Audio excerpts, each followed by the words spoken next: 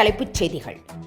AI துறையில் இந்தியாவின் தாக்கம் குறித்த உச்சி மாநாட்டை டெல்லியில் இன்று தொடங்கி வைக்கிறார் பிரதமர் மோடி. வெற்றிகரமாக உயர்ந்து வரும் இந்தியாவே AI மாநாட்டை நடத்த உகந்த இடம் என ஐநா பொதுச் செயலாளர் அன்டானியோ வாழ்த்து.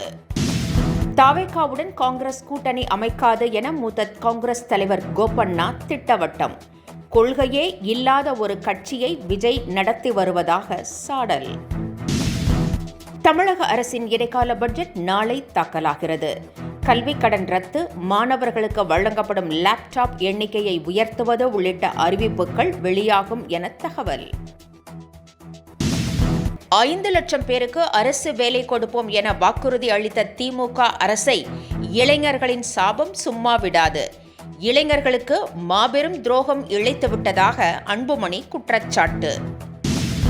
தமிழகத்தில் தலித் வாக்குகளை பெற பாஜக புதிய வியூகம்.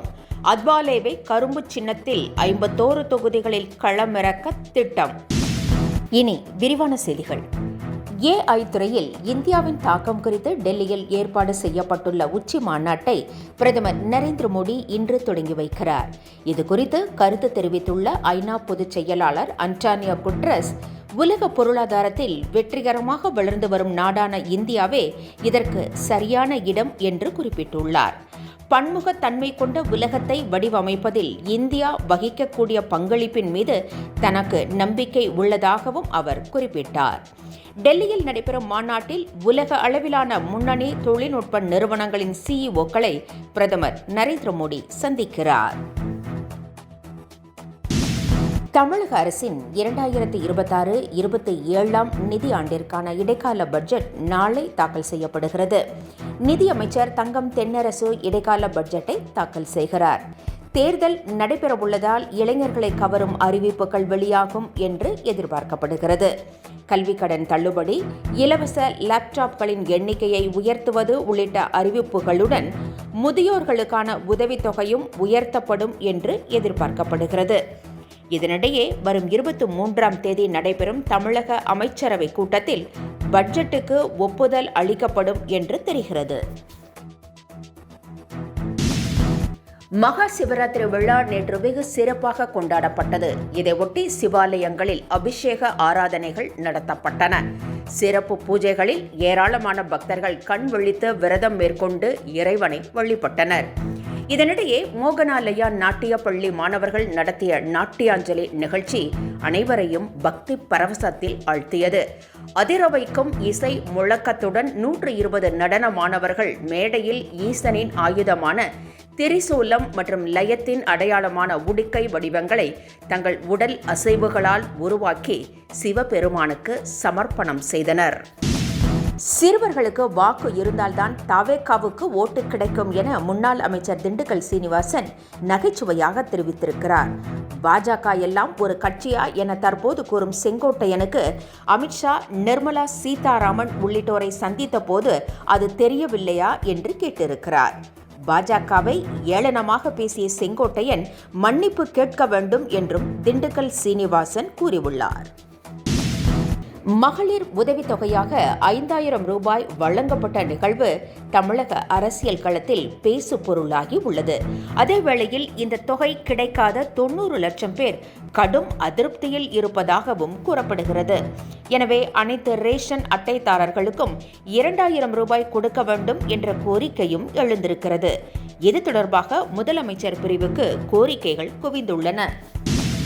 தமிழகத்தில் இம்முறை தலித் வாக்குகளை பெற பாஜக புதிய வியூகத்தை வகுத்திருக்கிறது. அத்வாலேவின் இந்திய குடியரசுக் கட்சியை கரும்பு விவசாயி சின்னத்தில் களமிறக்க உள்ளதாக கூறப்படுகிறது.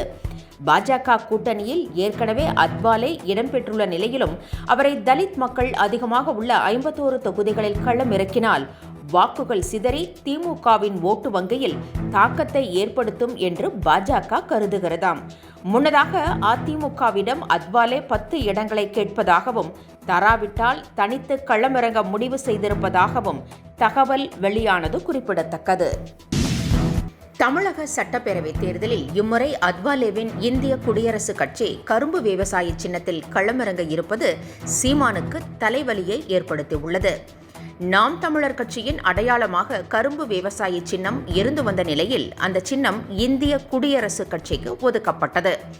எனவே நாத்தாக்கா வேறு சின்னங்களில் போட்டியிட்டு வந்தது. ஆனால் இம்முறை கரும்பு விவசாய சின்னத்தில் அத்வாலே போட்டியிட்டால் அது நாத்தாக்கா வாக்காளர்களை குழப்பத்தில் ஆழ்த்தும் என அக்கட்சியின் நிர்வாகிகள் கருதுகின்றனர். மகா சிவராத்திரி நேற்று சிறப்பாக கொண்டாடப்பட்ட நிலையில் கோவை ஈஷா மையத்தில் நடைபெற்ற விழா குறித்த புகைப்படங்கள் வைரலாகி வருகிறது. இதில் பாதுகாப்புத்துறை அமைச்சர் ராஜ்நாத் சிங் கலந்து கொண்டார். மேலும் நடிகை தமன்னா, சந்தானம் உள்ளிட்ட திரை நட்சத்திரங்களும் இசை கலைஞர்களும் கலந்து கொண்டனர். எல்லாவற்றிற்கும் மேலாக அதிமுகவைச் சேர்ந்த SP வேலுமணி, பிரேமலதா ஆகியோர் கலந்து கொண்டது அரசியல் ரீதியாக பேசப்பட்டு வருகிறது.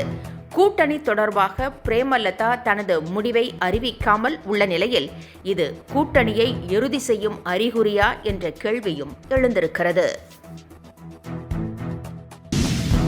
5 லட்சம் பேருக்கு அரசு வேலைவாய்ப்புகளை ஏற்படுத்தி தருவோம் என்று கூறிய திமுக அரசு இளைஞர்களை ஏமாற்றிவிட்டதாக அன்புமணி குற்றம் சாட்டியுள்ளார். 94,191 பேருக்கு மட்டுமே வேலை கிடைத்துள்ளதாகவும் அவர் கூறியுள்ளார். இது திமுக அரசின் தோல்வி மட்டுமல்ல என்று கூறியுள்ள அன்புமணி இளைஞர்களுக்கு திட்டமிட்டு செய்த நம்பிக்கை துரோகம் என்றும் விமர்சித்திருக்கிறார். தனியார் துறையிலும் போதுமான வேலைவாய்ப்புகளை கொடுக்காத திமுக ஆட்சியை இளைஞர்களின் சாபமே வீழ்த்தும் என்றும் அவர் எச்சரித்திருக்கிறார்.